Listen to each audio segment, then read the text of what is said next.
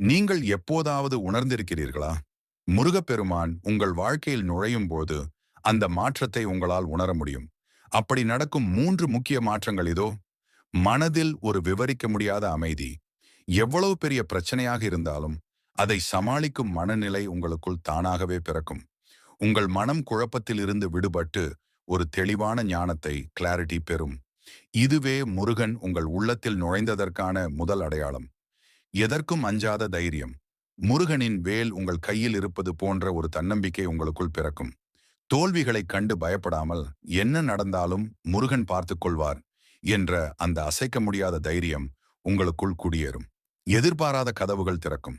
நீங்கள் எங்கே வழி கிடைக்கும் என்று தெரியாமல் தவிக்கும் போது மிகச்சரியான நேரத்தில் ஒரு உதவி அல்லது ஒரு வாய்ப்பு உங்களை தேடி வரும். இது தற்செயல் அல்ல, உங்கள் முருகனின் திருவிளையாடல்.